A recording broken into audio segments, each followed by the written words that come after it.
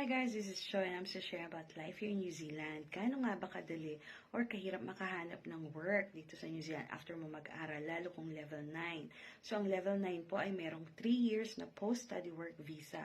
During this period, pwede kang maghanap ng work at i-prepare yung residency pathway mo. Pero kahit po ganun yun katagal, minsan ang bilis lang lumipas nun and hindi mo lahat makomply.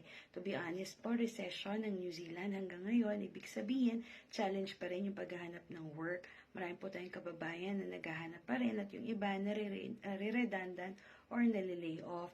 So, kailangan po realistic yung expectations niyo pagdating nyo rito. Hindi po guaranteed na nag-aral kayo rito, nagbayad kayo ng billions, agad-agad magkakaroon kayo ng maayos na work. Importante rin pong ready yung mindset natin sa mga roles kasi hindi po ibig sabihin matagal kang manager or VP sa Philippines or sa ibang bansa, yun agad ang magiging role mo rito. So maganda po i-consider natin ang part-time, contract, casuals, internship, or even volunteering para lang po magkaroon ng local work experience.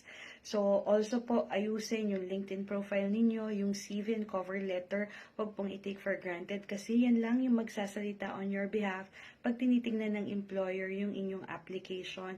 May mga ibang videos po ako dyan. Sana po makatulong sa inyo. I-apply ninyo. And thanks for watching. Bye!